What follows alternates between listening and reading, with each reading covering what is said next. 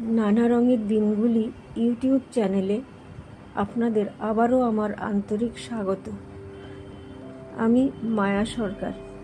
আগের পর্বে ছোটবেলায় আমার বাবার সাথে কাটানোর কিছু সুন্দর মুহূর্ত আপনাদের সাথে শেয়ার করেছিলাম। আজ সেই একই গল্পের দ্বিতীয় পর্ব নিয়ে আপনাদের সামনে হাজির হয়েছি। তবে যারা যারা আগের পর্ব অর্থাৎ পার্ট 1 শোনেননি, তারা ইচ্ছে করলে শুনে নিতে পারেন এই পর্বটি দেখার আগে, তাহলে নতুন পর্ব বুঝতে সুবিধে হবে। আপনাদের মনে আছে আমাদের দুষ্টু বিড়াল সোনামণির কথা? সোনামণি এত আদুরে যে সারাক্ষণ আমাদের ব্ল্যাকমেইল করে, না খেয়ে চলে যায়। জানে সোনামণি না খেলে আমরা খুব দুঃখ পাবো। সোনামণি ভালো করেই জানে যে সোনামণির যা হাবভাব, অ্যাক্টিভিটি, অঙ্গভঙ্গি, সোনামণি রাগারাগি করে, সব কিছু আমরা এনজয় করি। এভাবেই সোনামণি তার ভালোবাসা প্রকাশ করে। যাই হোক, বৃষ্টির দিনে বাবার সাথে নৌকো করে স্কুলে যেতাম। বাবা দাঁড় ঠেলে ঠেলে জল কাটিয়ে কি সুন্দর নৌকো চালাতেন, নৌকো বাইতেন। আমার খুব লোভ হতো বাবার মতো নৌকো বাইতে। তাই বাবার সাথে নৌকোতে বসে আখ খেতে খেতে বাড়ি ফেরার পর একটু কিছু মুখে দিয়ে চুপি সারে চলে যেতাম নৌকো বাইতে। একা একা অনেক দূর চলে যেতাম নৌকো বেয়ে। আর ভয়ও করতো, যদি হাওয়ায় ভেসে অনেক দূর চলে যাই তাহলে কি হবে। বাড়িতে তো কাউকে বলেও আসিনি যে কেউ আমায় খুঁজতে আসবে। বাট আমার টার্গেট ছিল নৌকো বাবা, সেটা তো ফুলফিল হলো।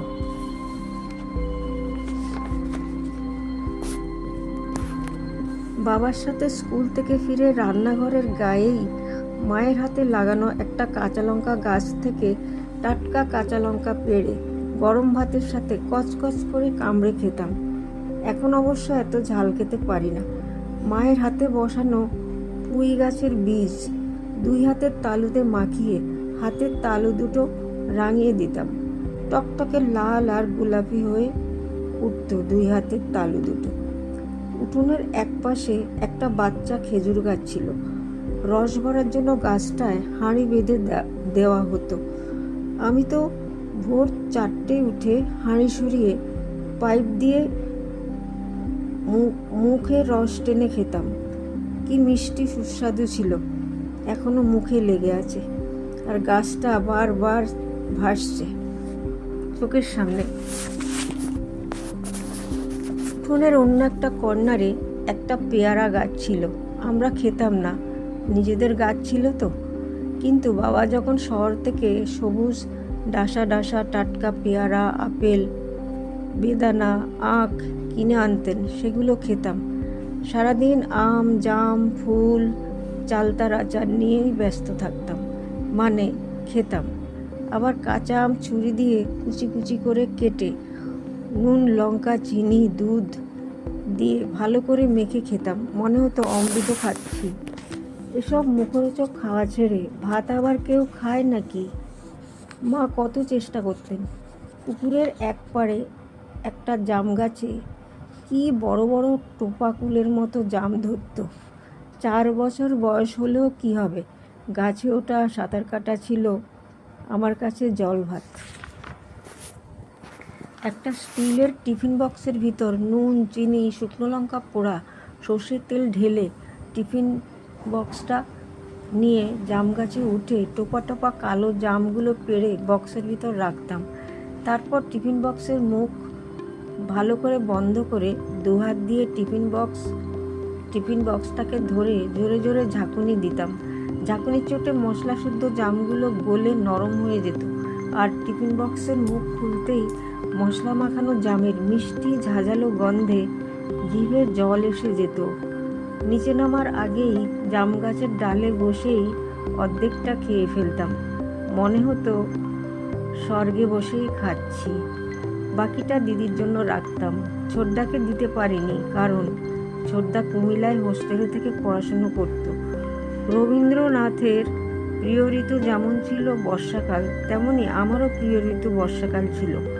মুষলধারে যখন বৃষ্টি হতো, রাস্তাঘাট জলে ডুবে যেত, আমি সেই এক গলা জলে ঝাঁপাতাম। বয়স তখন 4-5-এর বেশি না। সাঁতার কেটে জলের উপর ভেসে থাকা উজ্জ্বল গোলাপি রঙের শালুক আর শাপলার ফুল তুলতাম। ফুলগুলোতে আবার খেলা করত নানা রঙের রঙিন প্রজাপতি। গোটা জলটা ভরে উঠত শালুক আর শাপলার ভিড়ে। জলে বারবার ডুব দিয়ে শালুক তুলতাম, আর শাপলা শালুক মুখে নিয়ে খেতে খেতে পা দিয়ে জল ঠেলে দুহাত দিয়ে জল কেটে জলে ভেসে বেড়াতাম। মনে হতো যেন জলপরীদের স্বর্গরাজ্যে ভেসে বেড়াচ্ছি। মা অনেক খোঁজাখুঁজি করে বকে ঝোঁকে আমাকে বাড়ি নিয়ে যেতেন। ঘরে ঢুকে খাবো কি? আমার তো শালুক আর শাপলা ফুল খেয়েই পেট ভরে গেছে। বাকি যেটুকু খালি ছিল, মায়ের বকুনি খেয়ে সেটুকুও ভরে যেত। কোন মা না বকবে যদি তার বাচ্চা মেয়ে ঘরের ভালো ভালো খাবার না খেয়ে আজে বাজে খাবার খেয়ে বেড়ায়? আবার অন্য একটা ডোবায় পানি ফল গাছে পানি ফল ধরত। পানি ফলগুলো খেতে দারুণ মিষ্টি ছিল। জলের উপর আবার খেজুর গাছ ছিল কয়েকটা। পাকা খেজুরগুলো জলে পড়ে ফুলে ফেপে আরও পেকে যেত। জল থেকে তুলে খেজুরগুলো বাড়ি নিয়ে যেতেই দাদা দিদি কাড়াকড়াই করে আমার হাত থেকে নিয়ে নিত। কে কয়টা খাবে? খেতে এত টেস্ট ছিল তো। আমি সারাদিন অমুক গাছের আম, তমুক গাছের জাম, আচার, কুল, চাটনি এসব খেয়ে বেড়াতাম। ভাত খেতাম না, খেলেও শুধু দুধ ভাত খেতাম। জলের ওপরের উঁচু অংশে মাটিতে মা সিম, বেগুন, কুমড়ো, শসা, পেঁপে, লঙ্কা, ঝিঙ্গে গাছ আরও প্রচুর গাছ লাগাতেন। এখন সব গাছের কথা মনেও পড়ছে না। সারা বছর এত সবজি হতো যে গাছগুলিতে, আমরা খেতাম না। আমাদের দেখে দেখেই লোভ চলে যেত। পাড়াপড়শিরা পেড়ে পেড়ে খেত। মা শুধু শখে করতেন। মা আখ গাছও লাগিয়েছিলেন অনেকগুলো। মায়ের হাতের লাগানো 6 ফুট লম্বা আখ গাছ দেখতে পাড়া পড়শিরা ভিড় করত, ফটো তুলে নিত। তিল গাছ পুঁতে সেই গাছ থেকে তিল পেড়ে তিলের নাড়ু বানিয়ে প্রথমে ঠাকুরকে দিতেন, ঠাকুরকে পুজো করতেন, আর ঠাকুর পুজো হয়ে গেলে সবাইকে সেই তিলের নাড়ু বিলোতেন।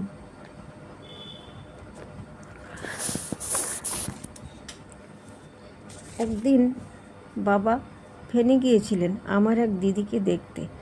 সেদিন রাতে প্রচণ্ড ঝড়ে এত আম পড়েছিল যে আমাদের ঘর আমে ভরে গিয়েছিল, দাঁড়াবার জায়গা পর্যন্ত ছিল না।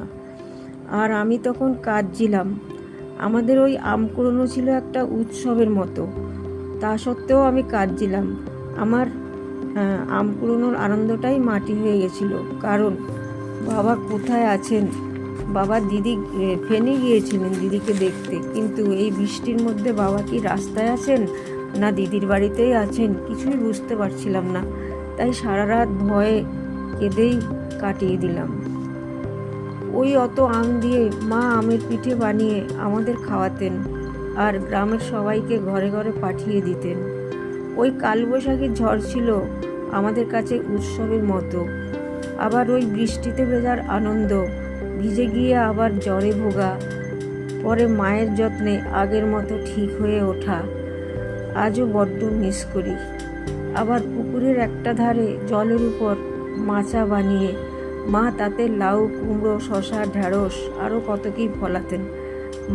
মাচার নিচে জলের উপর মায়ের ফলানো সেই শসা আর ঢ্যাঁড়স ঝুলে পড়তো জলের উপর। আর আমরা ভাই বোনেরা প্রাণপণ উচ্চশ্বাসে সাঁতার কেটে যেতাম কে আগে ঝুলে পড়া সেই শসা ঢ্যাঁড়স মুখে দিয়ে কামড়ে খাবে হাতে না পেড়ে। সেটা যে কি উন্মাদনা ছিল বলে বোঝাতে পারবো না। আর আমি ছিলাম যেন একটা রূপকথার রাজকন্যা, শুধু সুখ আর সুখ, কষ্ট যে কী বোঝার কোনো স্কোপই বাবা রাখতেন না। বাবার আদরে বেড়ে উঠলে যা হয় শুনেছিলাম। আজকের পর্ব এখানেই শেষ। বাবার আরেক নাম বন্ধুর সেকেন্ড পার্ট এখানেই শেষ করছি। থার্ড পার্ট নিয়ে আবার হাজির হব কোনো একদিন আপনাদের সামনে। যদি ভালো লাগে আপনাদের আমার এই চাইল্ডহুড, এই শৈশবের দুষ্টুমি ভরা কাহিনী, তাহলে আমার নানা রঙের ইউটিউব চ্যানেলটি সাবস্ক্রাইব করে একটা লাইক দিন আর আপনাদের মতামত জানান কমেন্টে। ধন্যবাদ।